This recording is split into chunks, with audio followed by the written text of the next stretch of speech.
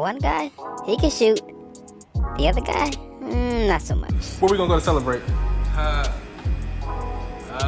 Thinking Club Shay Shay. Club Shay Shay. Club Shay Shay, yep.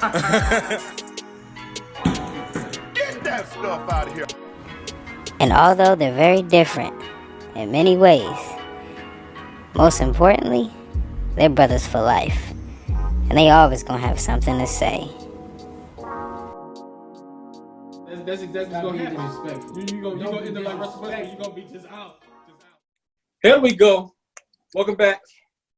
I got something to say, brought to you by nobody because we still not sponsored yet. But y'all can help us out, subscribing to our page and stuff. But we'll talk about that at a later date and time. I'm Cortland Q. Smith, back with my partner, Alan A.J. Ward. And here we have joining us a special guest, our boy, Jalen Orr. Jalen, how you doing today? Pretty good. What's up, man?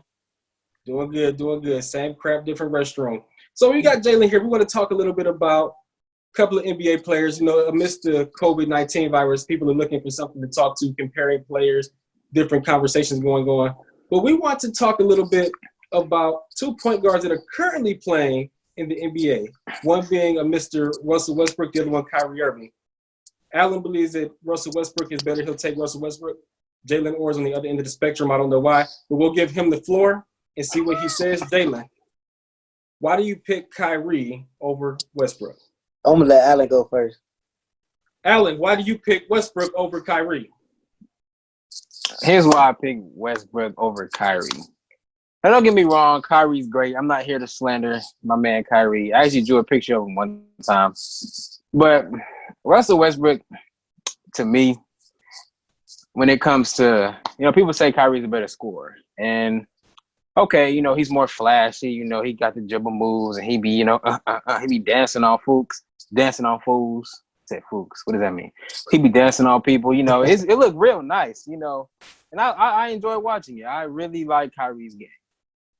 But, if you talk about scoring, Russell Westbrook does average more points. So, in my opinion, when you talk about scoring, how you score, to me, is not really important. It's, okay, how many points do you score? Because if all I got is a sky hook, or if all I can do is lay the ball up, if you can shoot and dribble and do all that, and you got the mid-range game going, in my opinion, if I score more points than you, I'm a better scorer. Now, you can score in different ways, but as long as we both score in the basketball, in my opinion, it really doesn't matter.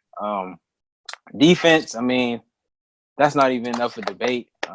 Russ isn't, lockdown defender, but Russell Westbrook poses more of a defensive threat than Kyrie.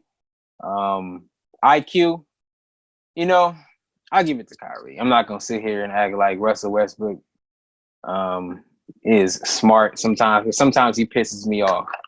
But assisting the ball, Russell Westbrook has had seasons where he's had 800 assists. Kyrie has never had more than 500 assists in a season. So, and when it comes to that, Russell Westbrook is just in a league of his own. Rebounding, Westbrook. And to me, we talk about clutchness. Kyrie, his shots are more memorable than Russ's, but he's hit some clutch shots in his own right. His MVP season, he actually led the league in clutch scoring. And in my opinion, clutchness isn't just hitting a shot. Clutchness is doing what needs to be done. Russ, he's the type of player to go get that rebound, go play that defense, dive on that floor, get that loose ball. So in my opinion, I'm not going to say Russ is more clutch than Kyrie, but he's clutch as well. But I'll let Jalen go. Jalen, go ahead. The floor is yours. So you brought up the point about clutchness. So I knew you was going to bring that up. So I actually did some research. So this is what this article said about Westbrook in particular. And I thought you would find this interesting. When he played the Blazers, he had the worst field goal percentage on the floor. He had a field goal percentage of 25% in game 2, 23.8% in game 4, and 35.5% in game 5. His three-point percentage was even uglier, and yet he took more threes as the games went on. More than anything, this series plays glaring weakness in full view. To me, that's not IQ. If you cannot understand that you cannot shoot, why do you keep taking more shots? Like, don't get me wrong. Like, Westbrook is a great player, but his own worst enemy is himself. Like, he gets out of control. he tries to take matters into his own hands too much. Like, so a lot of his playoff failures, like, don't get me wrong, Paul George not a playoff performer, but a lot of it falls on Russ because he takes bad shots at the wrong time. Like, you got to think about versus Blazers. He took a lot of bad shots. And then I pulled up this. You talk about defense. I mean, I would agree that Russ is probably a better defender because he's more athletic than Kyrie. He's bigger, stronger, faster. So he has the advantage, but Russ gambles a lot. Like, if you watch him, he goes for the steals a lot. And I actually pulled up this stats with Rubio when he played the Jazz. In the regular season, Ricky Rubio averaged 13.1 points. When he played Russell Westbrook, he averaged 20.3. So that's kind of on his head, you know what I mean? And he lost that series. Like, as far as scoring, like, that's not even close. Like, don't get me wrong. Westbrook, he's kind of like LeBron in the fact that he scores because he's athletic and he's, you know what I'm saying? He just has that athletic nature. But, like, I'm a big LeBron fan, but I wouldn't dare say he's a better scorer than KD. Like, scoring is just not numbers. It's about, you know what I'm saying? Like, that's why I wouldn't, even if Russ averaged more assists than LeBron, I wouldn't be like, Russ is a better passer than LeBron based off stats. You know what I mean? Like, when you watch Kyrie, literally, there's nobody one-on-one that he can't cook. Like, literally, like, Clay, anybody you throw at him, he has too much of a bag. Like, there's no reason people say, like, he like a 6'3" Kobe. Anything, finishing, he gonna finish. Shoot, he gonna shoot. He can take you off the dribble. He can do anything. Passing, I mean, I give it to Russ, but to me, Russ is not a great passer. Like, that's just my opinion. Like, the stats. Okay, let me tell get you. Go ahead. Jen, let me get in here a little bit. So Jalen brought up a phenomenal point talking about who's a better scorer, who's a better passer. I think there's a different conversation as opposed to who's a better passer and who's a more skilled passer. That's the difference. Like, same thing with scoring. You know, who's the more skilled scorer? You know, Kyrie is the more skilled scorer than Westbrook. He can score in more ways than Westbrook.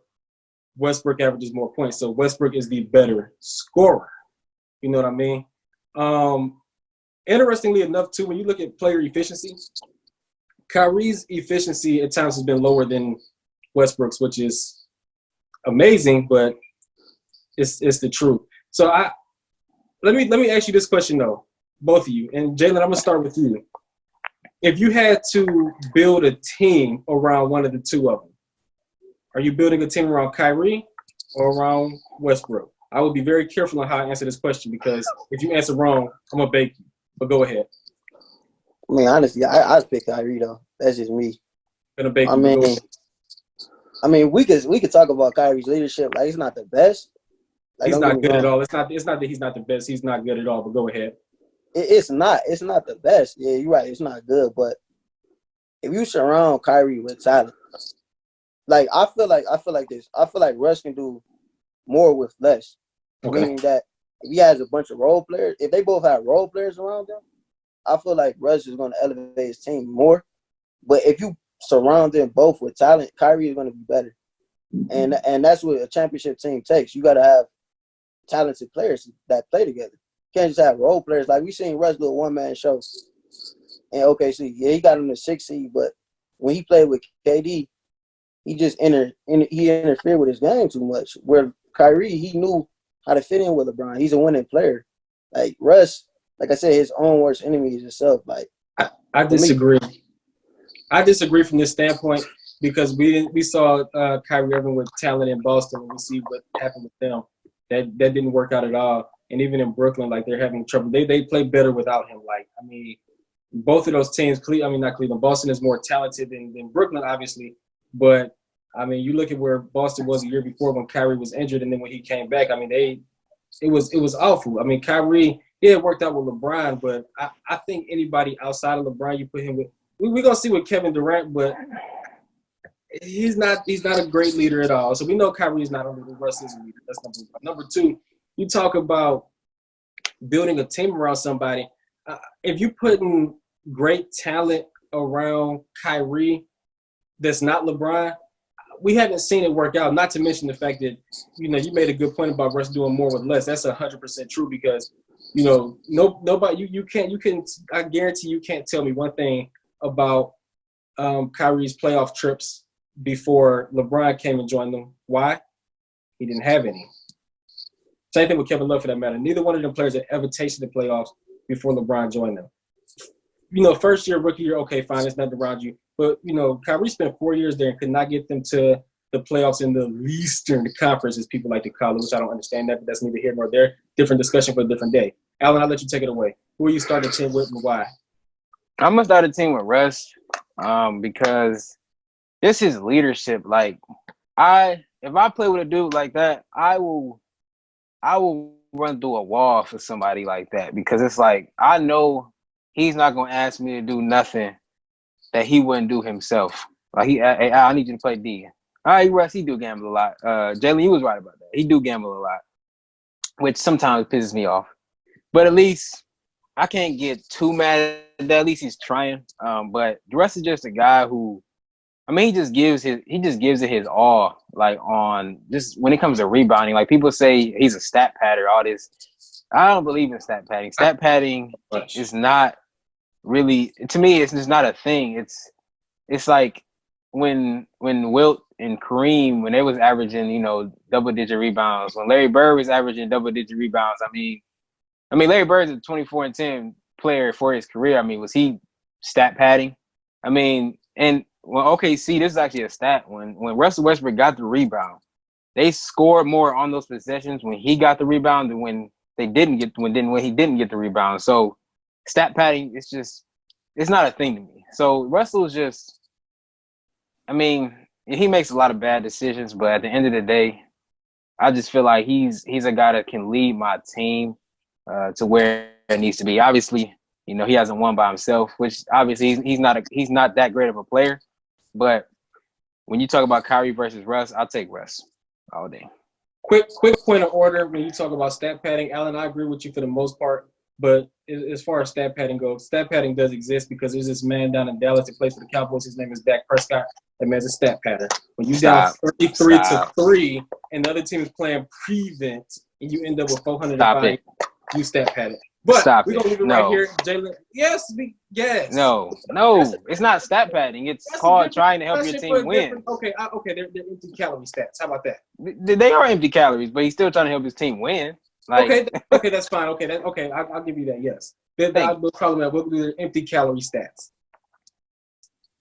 Stat Padford up there in Detroit does the same thing, but that's not. We're gonna talk about it at a later date and time. But we're gonna leave the conversation right here because I done put my foot down. Jalen, we want to thank you for being on the show. We'll have you back at another later date and time. Stick around for our next segment right after this. Booyah!